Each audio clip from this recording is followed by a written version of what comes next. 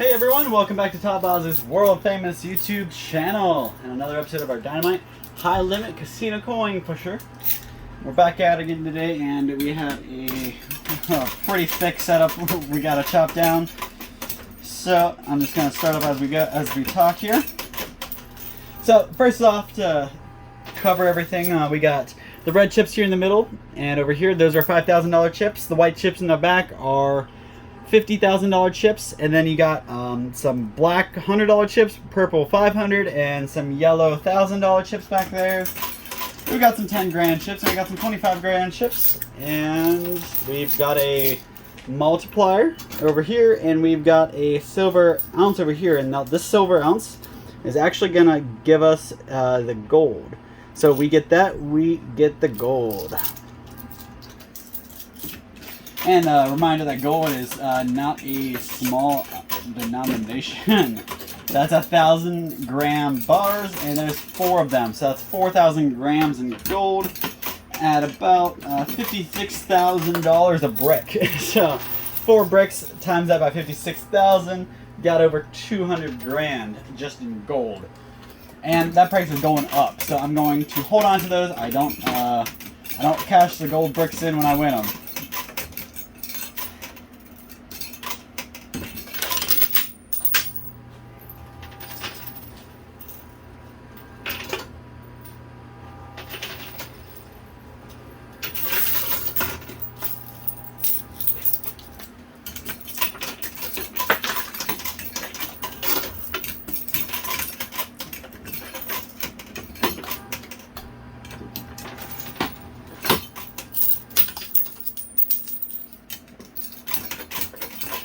So I want to reflect on a cool part of the world we live in. I know I like to dog and say that the world we live in isn't the most friendliest and stuff like that, but I tell you what, it is one of the most convenient worlds. So just the other day I got home and there was a package waiting for me on my front step. Now, this was weird because it was an Amazon package and we hadn't ordered anything from Amazon. I asked everybody in my household, not a single person ordered anything from Amazon, though it had my fiance's name on it. So that means it was meant for us. So we opened it and we realized it was a baby item, and it turns out it was a gift from one of our relatives that was invited to our baby shower that couldn't make it. We have a baby shower coming up for our little one that I try not to, drown out everything else with my baby talk, but I'm pretty excited for it. So, anyways, we have a baby shower planned, and one of my cousins couldn't make it. So, the cool thing is when you make a registry and you put it on your baby shower page or your event page, whatever social media aspect of your baby shower you're using, you throw it out there, and people can buy stuff right off your wish list, and it gets sent straight to you. Now that's kind of cool because my cousins live in another state. It would be pretty hard for them to get home just for a couple-hour event. I understand that they wouldn't be able to make it. So, but it's really nice that they can. If you can't make it, you can still send something and let them know that it's from you. And I will say the fact that Amazon's kind of running the online retail game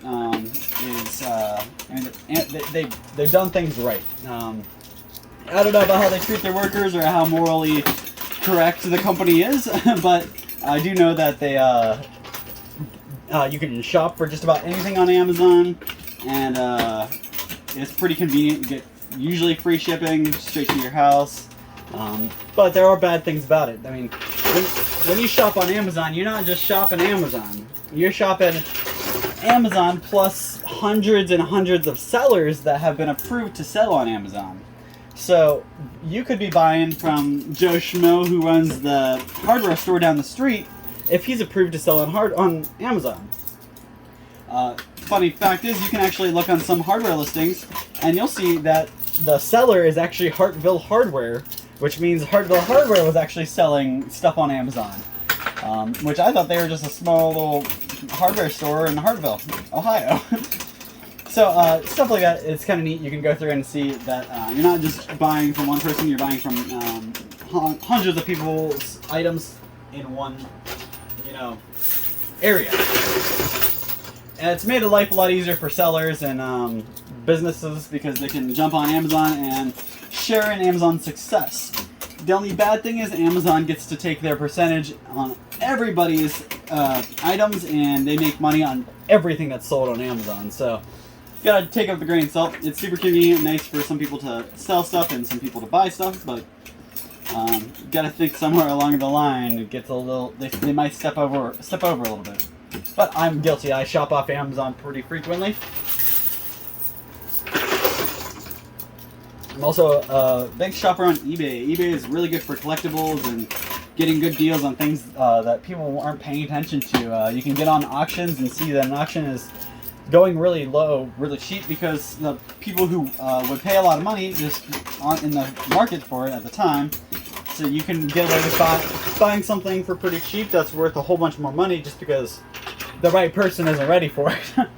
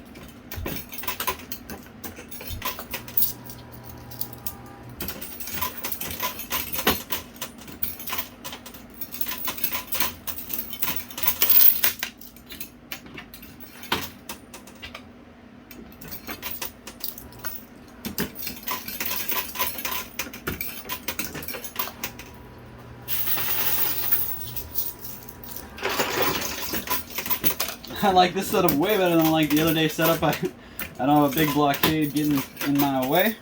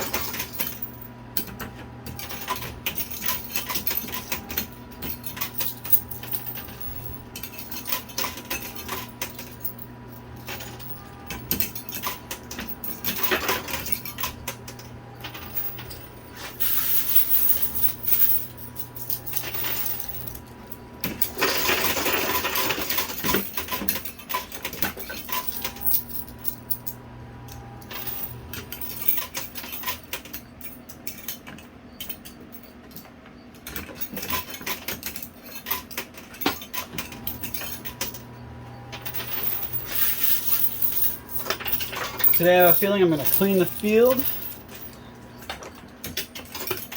And of course, the day I clean the field is the day that they wouldn't have anything on the sides. Usually when they have a bunch of chips stacked up on the sides, the only way to win them is to clean the field. But it doesn't look like that's happening, so... I mean, I'm trying to clean the field, but there's just nothing there for me to grab. I'll be able to, I'll be able to take those $500 chips that fell out of range, but probably not a whole lot of value there. The gold chunks, though, those gold bricks are going to be where it's at.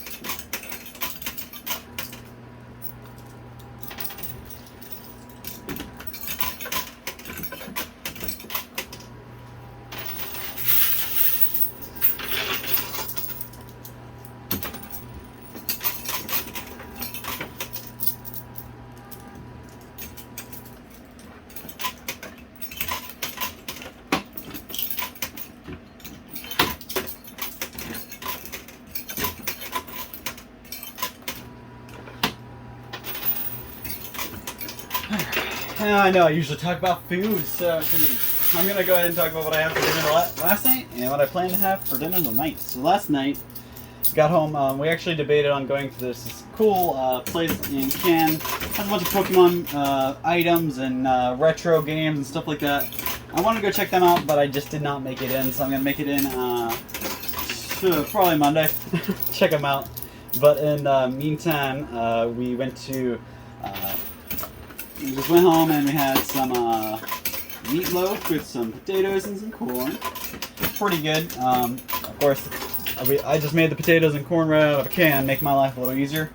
Let my fiance do the hard work in making the meatloaf, and oh my god, it was so good. So today we get a little bit of a break. We don't have to cook tonight because we're going to my sister's baby shower, and there's plenty of food there. I'll be gorging myself on, and I make pretty good food, so it should be pretty fun, and celebrate my little incoming nephew.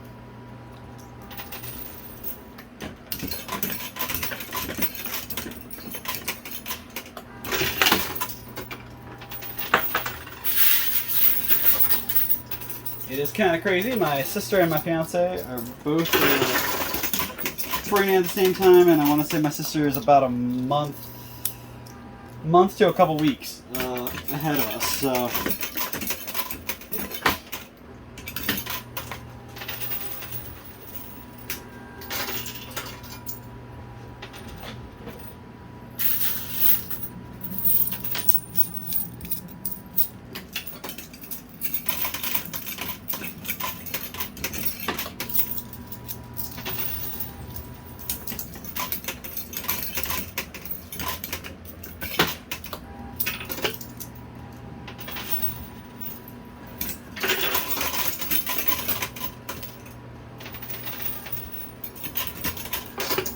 So I did want to share a little horror story I had. So, trying to mow my yard the other day. And again, I'm going to remind you that just because somebody has money doesn't mean that they don't mow their own yard. Honestly, a little bit of hard work won't kill you, so grabbing a lawnmower and pushing it around for a couple of minutes isn't going to be the death of me. Anyways, back to what I'm saying. That was to relate to somebody's comment from a long time ago. But I was mowing my grass, and we have a mower that we keep in the shed, and my stepdad's actually fixed it a couple times, just trying to get the most bang for our buck. I bought the mower for $20, and it's lasted us a couple years now, so doing us pretty good. But we just had I just mowing the grass, and halfway through I had to stop to move something that was in the yard. But when I went back to start the mower back up, I pulled the throttle cable, and it just you're supposed to hold that one bar as you're mowing with the lawnmowers, and that bar is connected to a throttle cable, and that keeps the mower going. If you let go of it, the mower turns off and kills it. So basically, I have diagnosed this myself. I'm not a car guy. I'm not an engine guy. I'm not a any kind of. I don't fix stuff. I'm a tech guy. I fix computers, not engines. So I diagnosed it myself. Was pretty proud of myself. I found the problem. The cable snapped right in the middle because it got a little rusted and came undone. So I pulled the cable off. I figured out how to get on and how it comes off. So I took it off and I drove around for a couple hours. I drove from Lowe's to Tractor Supply to Family Farm and Home all the way to Napa Auto Parts. And now the single one of them had the correct item. Tractor Supply and Family Farm and Home had a item that was like it. It was a throttle cable, but it was just way too skinny, so it didn't fit in the hole the right way, and it kept popping out. So the only way to use that part, mind you, I was halfway through mowing my grass. I couldn't just stop. It would look ridiculous because this is my entire front yard. About half of it was mowed and half of it wasn't, so I had to finish it. So I ghetto rigged, I call it. I rigged the throttle cable up, and I held it tight, and I held the throttle cable the entire time I mowed. So I used one hand to push the mower and the other hand to hold the throttle. And I got it done. As soon as I stopped it, I could not get it to start back up. So at least my yard is mowed. Now I actually talked to my stepdad, he knows a guy who works on mowers. He likes to buy and fix mowers up and sell them. So he actually had a couple of the part that I needed, a couple of different lengths. So I should be able to fix it for about $5, and it made my life a whole lot easier. I've yet to do it, but at least he has the part. I just gotta go pick it up.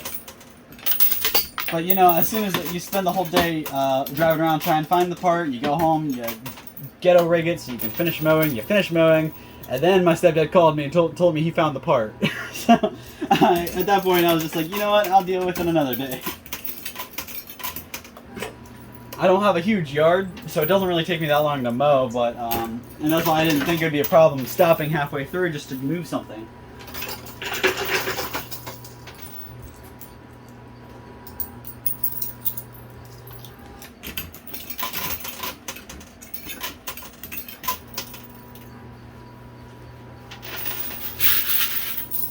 Something I wanted to point out is a little generational thing.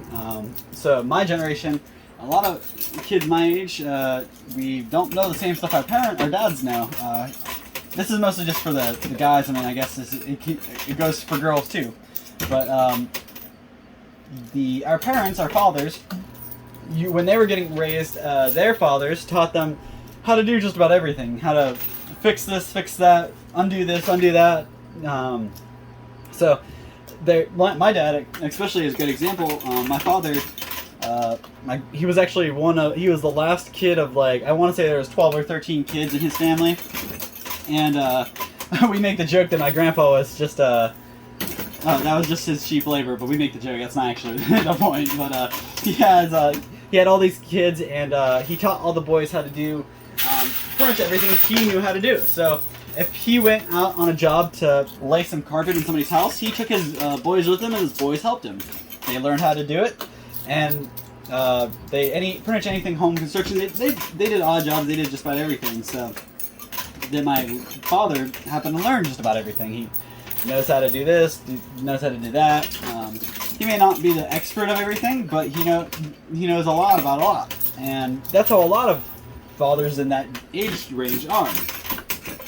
And their fathers were pretty much the same thing applied. We live in a different world now, and kids a lot of times they aren't out there, learning and working with their dads. They're not, or the dads aren't around to do that. As sad as that is to say, my father wasn't around or I didn't learn from my father when I was young, and he was trying to teach me.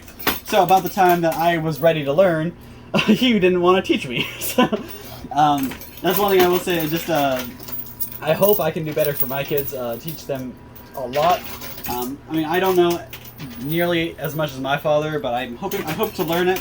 So that's why, for example, when I was working on my lawnmower, I wanted to figure it out myself, because when I have a little kid around, I don't want them to see that I have to call my parents to help me every time. I want them to know that I can do stuff and they can call me if they need help. So it's just a little generational thing I kind of noted. Just drop a comment down below. Let me know.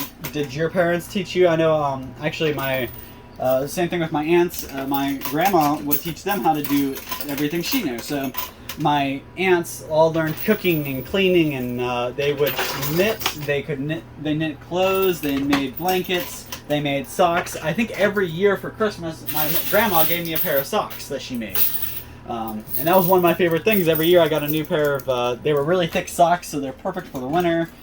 They're more like slippers, honestly. But that kind of thing is just something that, like, nowadays you don't see a whole lot. The things parents are teaching their kids aren't things that are usable or worthwhile. I saw a story, I might have already said once, but a little girl, actually, maybe I didn't tell you this story. So I was driving around, like I said, I was mowing. I had right before I left to go get the part that I needed to mow. I was dropping my fiance off, and I came back home to grab the part so I could compare it. And when I came back home, the little girl across the street was playing by the road with no parents around, and she was holding her middle finger out towards me, like as I drove past. And I gave her the benefit. I was like, maybe she's playing around, doesn't understand what it means. Maybe she's doing it to somebody else. But there was nobody else around, and she followed me with her finger. So I know she was pointing the finger to me. So naturally, when I pulled into my driveway, I got out and I yelled across the street, and I said, "Hey, that's not okay to do. That's not all right. That's bad. Where are your parents?" And she was like, why? I was like, "Because that's not okay. You can't walk around flipping people off, and you shouldn't be playing by the side of the road." So she runs inside and she hides in the front door. She gets just inside the front door, turns around, and she looks out the front door at me and just stares at me until I go away. So I just thought that was funny. Maybe I don't know if the parents taught them that or what may have happened, but somehow, some way, that little girl saw somebody flipping somebody off and thought that it would be a good idea, or somebody made them think that was a good idea to do. Or the parents are teaching them to do this, which regardless is ridiculous.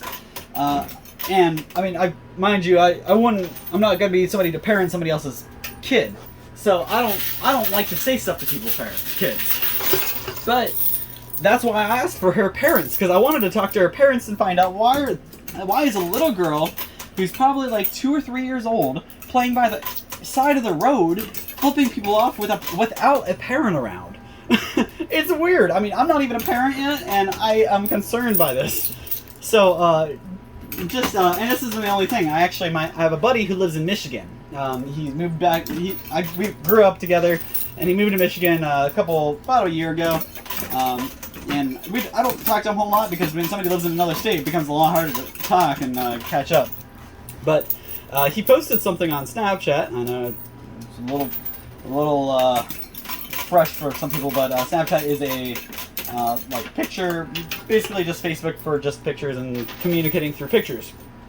So Snapchat actually, my friend posted on Snapchat a screenshot from his doorbell camera, because he has a doorbell camera in his apartment. So he lives in an apartment building with a bunch of other people, so a lot of you guys understand what that means. So he put a camera right by his door so he knows when somebody's coming in his house, messing around his door, you know, or if he has a package by his door, he knows what happened with it. Well, at 6 o'clock in the morning, when he was at school, or maybe his work, I can't keep up with him. 6 o'clock in the morning, he wasn't even home. He got a notification on his phone saying that someone was at his door. So he got ding-dong ditched by a couple of little kids, and to no shocker, these kids were probably less than 5 years old, and they were flipping the camera off. So within 24 hours, I got flipped off by a little kid, and then my friend in another state got flipped off by a little kid. By 2 little kids. So I just want to know, is this a TikTok trend, or some kind of trend that I'm missing, where people are teaching their children to do this? Or is this just a generational thing where people are raising their kids to be awful little human beings? I'm just, drop a comment down below, let me know, maybe something like this similar has happened to you. I know everybody, when I was growing up, you hear adults, it's this generation of kids, yada yada. Well, I'm turning into the same kind of person. This generation of kids coming up is, could be troublemakers. But I feel like that's a consensus that goes with every generation. Every generation is going to think the next generation is a little less cool or a little less intelligent than their own generation.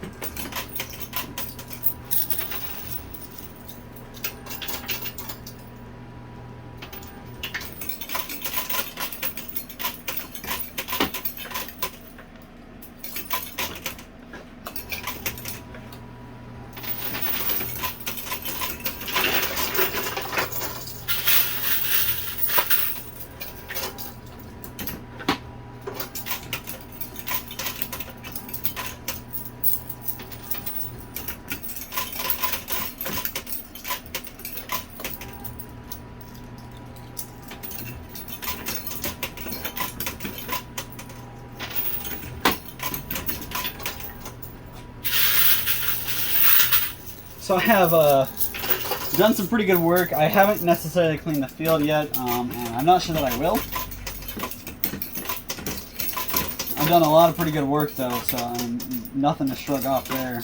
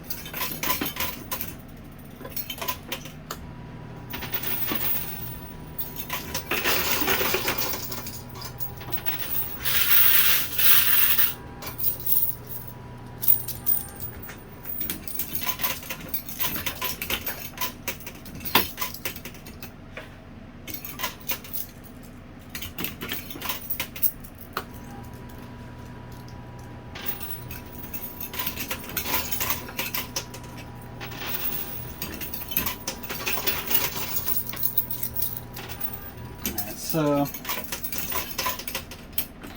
it lasted a pretty good while.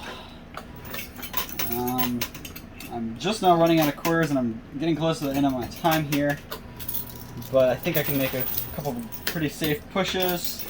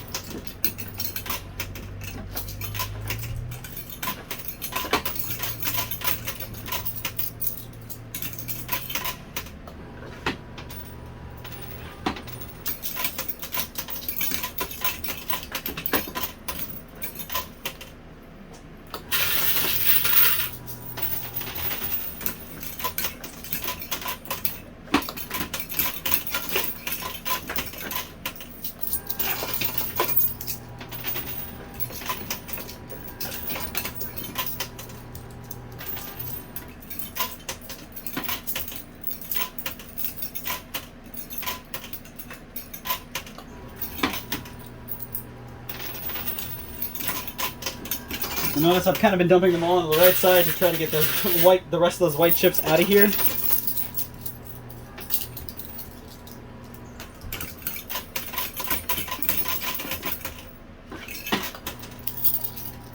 And luckily I brought enough quarters, that's why I didn't have to stop halfway through and get more.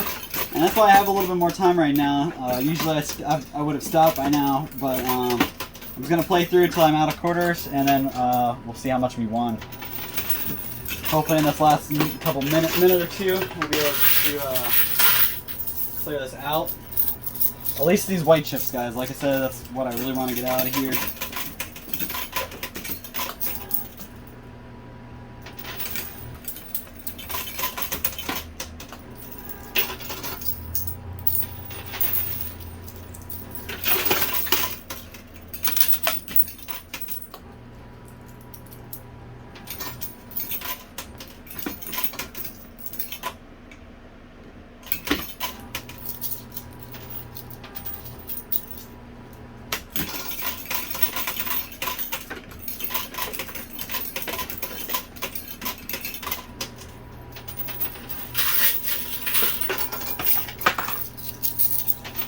Alright, last handful of quarters, guys, so keep your fingers crossed, wish me luck, and see, that was weird. I have no idea how that one where that came from.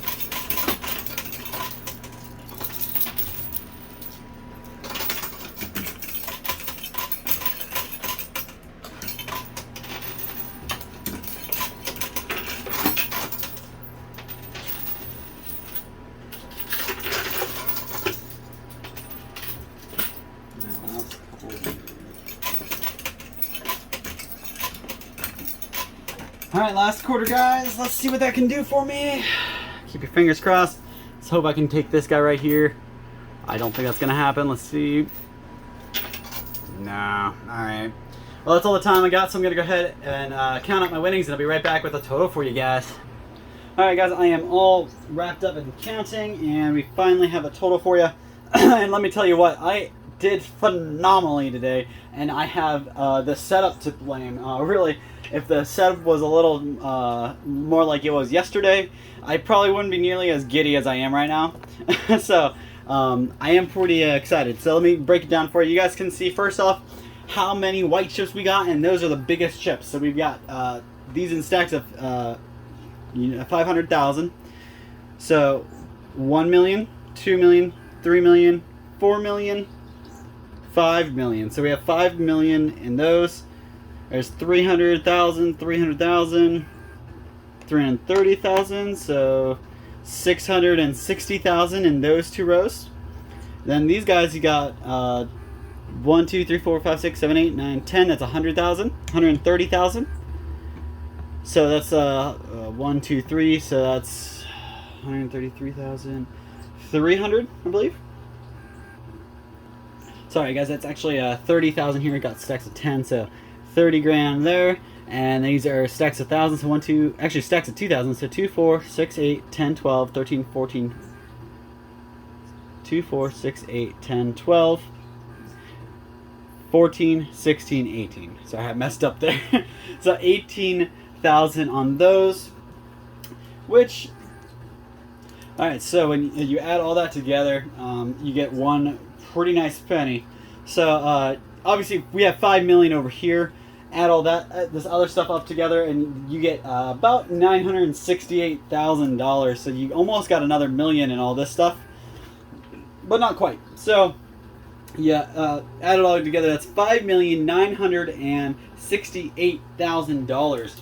So my buy-in was 5 million. If that was it, I would have just barely made it.